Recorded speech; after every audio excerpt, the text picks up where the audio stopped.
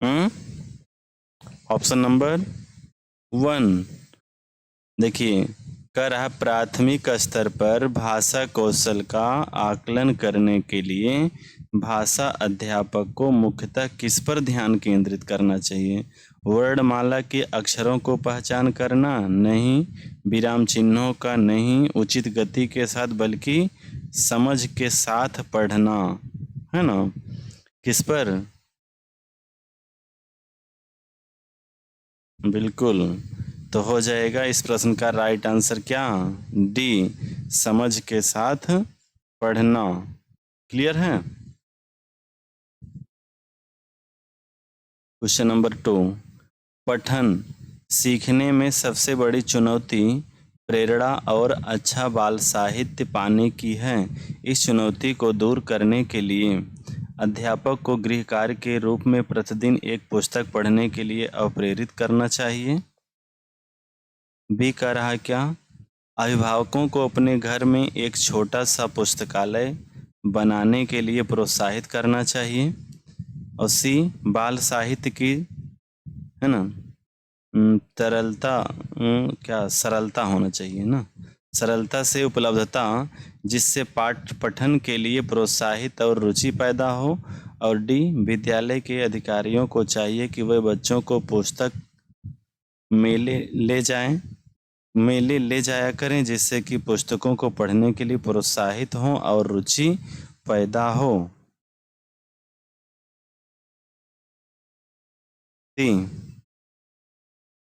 चलिए, बिल्कुल। बाल साहित्य, तो ये सब क्या ध्यान रखना है, ये सब टैग वर्ड हैं, क्योंकि बच्चों को पढ़ने के लिए बाल साहित्य पुस्तकें टैग वर्ड हैं, इसका ध्यान रखें। अगर कहीं बाल साहित्य पर जोर दिया जा रहा हो तो ऐसे प्रश्नों को हमको ध्यान रखना है, ठीक है ना? बिल्कुल। एक अध्यापक ने कक्षा 5 के विद्यार्थियों को शीघ्रता से कहानी पढ़ने और उसके बाद 4 चित्रों को क्रम में लगाने के लिए कहा। इस गतिविधि का क्या उद्देश्य है? चित्र कार्डों को क्रम में लगाना, सारांशीकरण के लिए पठन का अभ्यास करवाना, विशिष्ट सूचना जानने के लिए पठन का अभ्यास करवाना, कहानी में आए नए और कठिन शब्दों की पुनरावृत्ति। बी, बिल्कुल बिल्कुल, है ना, सारांशीकरण के लिए पठन का अभ्यास करवाना। चलिए, बहुत अच्छा। इस प्रकार के पठन के कुछ अधिगम उद्देश्य और कार्य हैं। शिक्षार्थियों से अपेक्षा रखती हैं कि वह विषय वस्तु को विस्तार से ध्यानपूर्वक और सावधानीपूर्वक पढ़ें। यह है विस्तृत पठन, गहन पठन, निर्देशित पठन और आनंद के लिए पठन। क्या हो जाएगा? ए, विस्तृत पठन। तो कह रहा है क्या? गहन पठन। इस प्रकार के पठन के कुछ उद्देश्य और कार्य हैं। शिक्षार्थियों से अपेक्षा रहती है कि वह विषय वस्तु को विस्तार से ध्यानपूर्वक सावधानीपूर्वक पढ़ें। यह क्या है? गहन पठन, है ना, इंसेंटिव। जी, ऑप्शन नंबर गहराई से। जी बिल्कुल। इस प्रश्न का राइट आंसर क्या हो जाएगा? B, 2 number. बिल्कुल। सबको समझ में आ रहा है?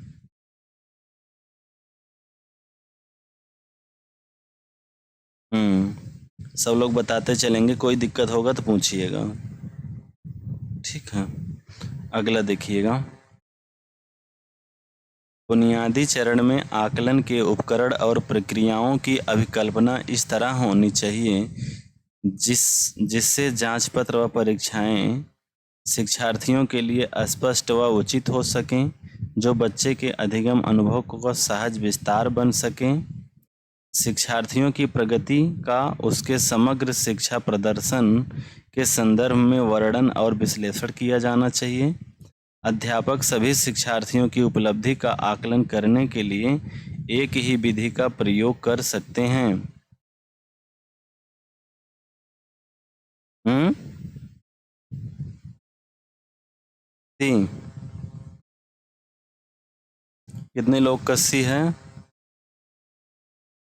कौन सा? बी सी डी नहीं समझ में आ रहा। 3।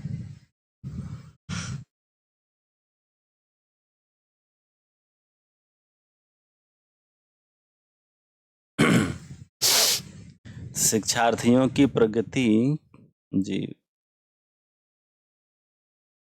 जिससे जांच पत्र परीक्षाएं शिक्षार्थियों के लिए अस्पष्ट उचित हो सके।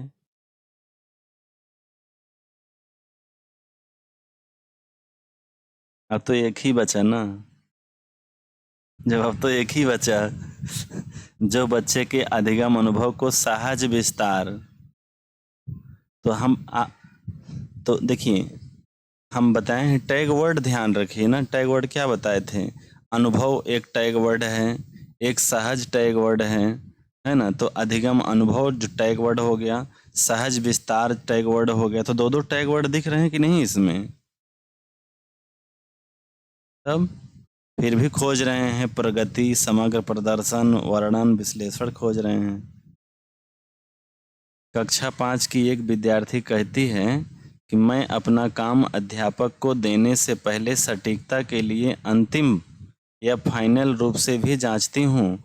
यह विद्यार्थी लेखन के किस चरण पर है? अब आपको लिखाए होंगे हम लेखन का तरीका वाला, क्या क्या करना चाहिए, है ना। तो क्या होगा? तो प्रूफ रीडिंग, बिल्कुल। क्या होगा? Proof reading. अरे भाई क्या कह रहा है, प्रश्न नहीं समझ रहे हैं कि प्रूफ रीडिंग क्या है? जब किसी चीज को प्रकाशित करना हो, किसी सामग्री को पब्लिश करना हो, तो लास्ट में एक बार क्या किया जाता है? प्रूफ रीडिंग कर लिया जाता है कि अगर कोई त्रुटि है तो सुधार करके फाइनल कर दिया जाए, है ना। तो प्रूफ रीडिंग कहलाता है। जी।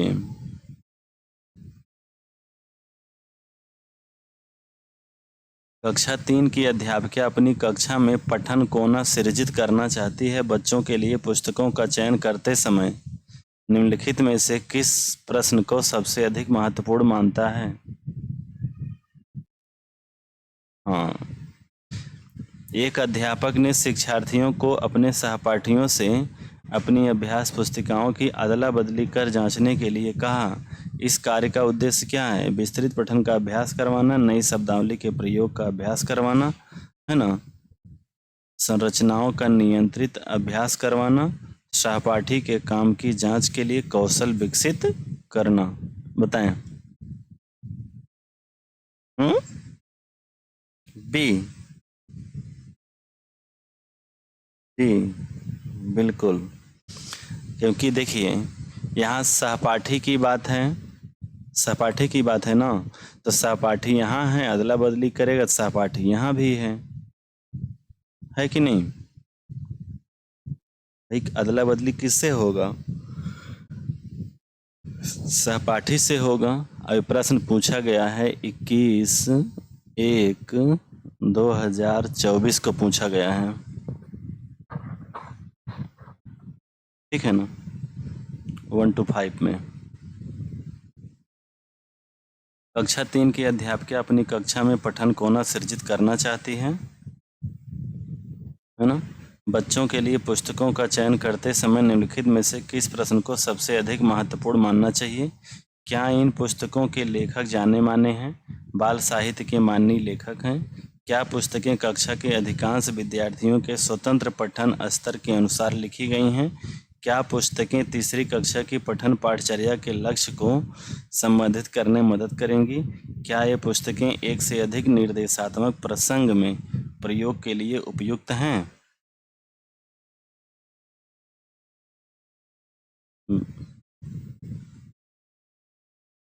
ए नंबर, है ना? बिल्कुल। कि क्या इन पुस्तकों के लेखक जाने माने हैं जिनमें बाल साहित्य के माननीय लेखक हैं? ठीक है ना? क्योंकि एक कोना सृजित करने की बात किया है, तो इसलिए इस प्रश्न का राइट आंसर 1 होगा। क्लियर हुआ?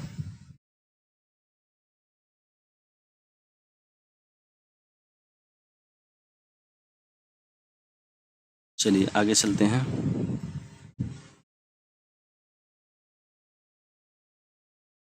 निम्नलिखित में से कौन सा प्राथमिक स्तर पर पुस्तकालय के प्रयोग के बारे में सही नहीं है? पुस्तकालय एक भंडार गृह के रूप में नहीं देखा जाना चाहिए, बल्कि शिक्षार्थियों को बाल साहित्य की विविध प्रकार की विधाओं को देखने के मौके मिलने चाहिए। पुस्तकों के साथ संलग्नता के सक्रिय परिवेश के रूप में देखा जाना चाहिए। अध्यापक और दूसरे वयस्क भी पुस्तकालयों में आदर्श पाठ व्यवहार प्रदर्शित कर सकते हैं। पुस्तकालय में पाठ्यपुस्तकों का सस्वर पठन सस्वर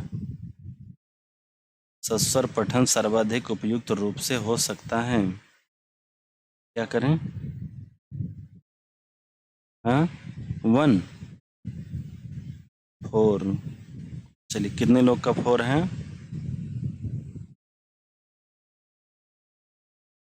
हम्म, देखिए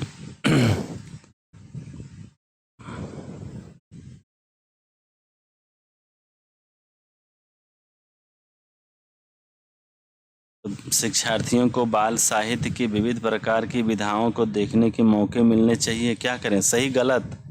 गलत। चलिए, पुस्तकों के संलग्नता के सक्रिय परिवेश के रूप में देखा जाना चाहिए। देखा जाना चाहिए, सही है। अध्यापक और दूसरे वयस्क भी पुस्तकालयों में आदर्श पठन व्यवहार प्रदर्शित कर सकते हैं। बिल्कुल कर सकते हैं, तो कर सकते हैं तो सही है, तो आंसर गलत नहीं है। पुस्तकालय में पाठ्य पुस्तकों का सस्वर पठन उपयुक्त रूप से हो सकता है, तो पुस्तकालय में जाइए और खूब तेज तेज चिल्ला के पढ़िए। कहेंगे यहाँ से कल के बाद दिखाई नहीं पड़ना, है कि नहीं? अरे भाई जोर जोर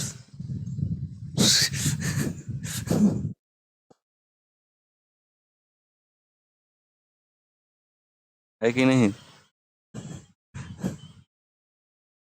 हाँ, तो भाई इसलिए तो हम देखिए यहाँ किए ना, सही नहीं है, बाकी ए सही है, ए सही है, ए सही है। हाँ, तो वही बात है ना।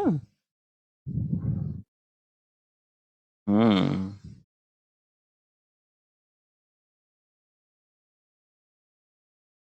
हम्म अगला देखिएगा। निम्नलिखित में से कौन सा कथन सत्य नहीं है? आकलन बच्चे की खूबियों, आवश्यकताओं, रुचियों और प्राथमिकताओं की पहचान करने में मदद करता है।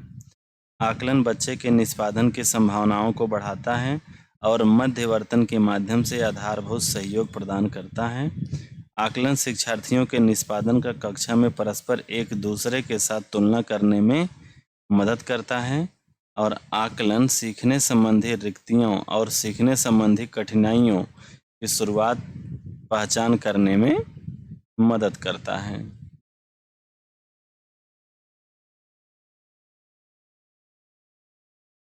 बिल्कुल। तो आकलन शिक्षार्थियों के निष्पादन का परस्पर एक दूसरे के साथ तुलना करना, तुलना ऐसे ही निगेटिव होती है। ऑप्शन जी। हम्म बिल्कुल। हम्म ये भी पूछा गया है 2023 में। नए शब्द पढ़ने के लिए अक्षरों को उनकी ध्वनि से संयोजित करना डॉट डॉट कहलाता है। शब्द संरचना, शब्द पहचान, स्वनिमिक जागरूकता, पठन अवबोधन। जी, स्वनिमिक जागरूकता, बिल्कुल। निम्नलिखित में से किसका कविता में एक आकलन तत्व के रूप में समर्थन नहीं किया जाता? व्याकरण, शब्दभंडार, काव्यात्मक, कविता की अंतर्वस्तु।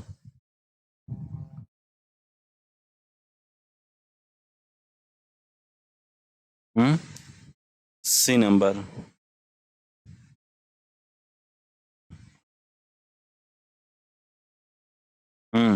बोलिए बोलिए बोलिए।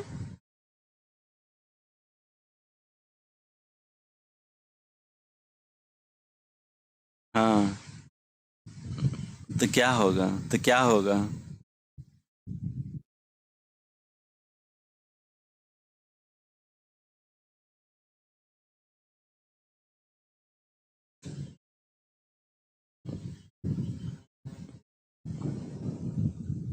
बिल्कुल सही। हम्म। बिल्कुल। अरे भाई, हम बोले तो टिक लगा दिए, हम कहे काव्यात्मक उपकरण। अच्छा, कविता गाई नहीं जाती है? काव्यात्मक मतलब क्या? जिसको गाया जाए। कहाँ से गलत हो जाएगा? तो कविता में व्याकरण, है ना, आकलन तत्व के रूप में व्याकरण समर्थन नहीं करता है। ऑप्शन ए राइट है। इसलिए हम टिक लगाएं कि देखिए कितने लोग सही मान लेते हैं और कितने लोग फिर डिस्कस करते हैं हमसे।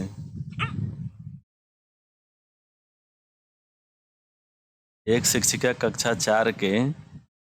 4 के शिक्षार्थियों से एक छोटे अनुच्छेद को, हाँ, समझ के साथ पढ़ने और गहराई से उसका परीक्षण करने के लिए कहती हैं। साथ ही वह आवश्यकता अनुसार शिक्षार्थियों की आधारभूत मदद भी करती है। वह कर रही है।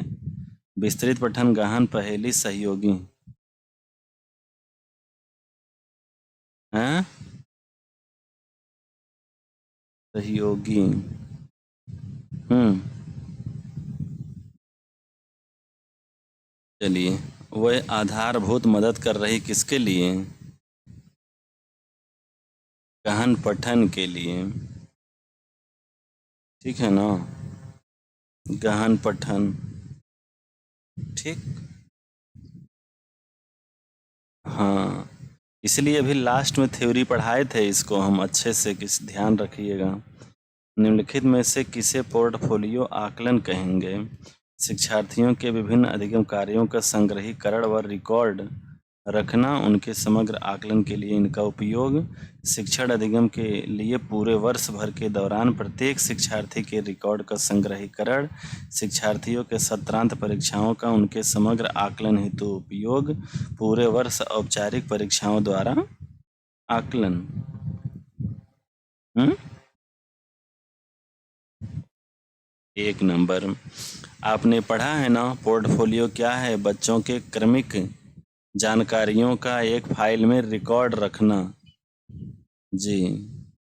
जैसे आप अपने फाइल में high school, inter, graduation, BA, BEd, MEd, NET, PhD, सारा डिग्री क्या करते हैं, एक जगह इकट्ठा कर लेते हैं। ज़रूरत पड़े तो मिल जाए। नहीं तो एक अलमारी में कहीं हाई स्कूल का रख दीजिए और सर्टिफिकेट कहीं और रख दीजिए झोला में, और कहीं उसको कहीं और टांग दीजिए, है ना? और फार्म।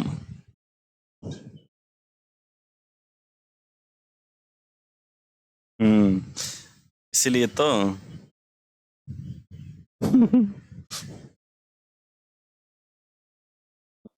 इसीलिए कहा जाता है कि सिस्टमेटिक तरीके से रखें ना। चलिए अगला देखिए। निम्नलिखित में से कौन सा शिक्षार्थियों के, देखिए फिर से आ जाएगा, फिर से देखिए आ जाएगा। निम्नलिखित में से कौन सा शिक्षार्थियों में पठन विकसित करने का उद्देश्य नहीं है? पाठ समय।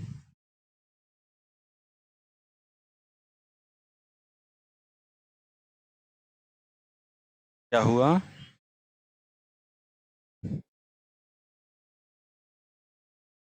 चलिए फिर आज की क्लास यहीं तक, मिलते हैं अगले क्लास में। ओके बाय सभी को, टेक केयर।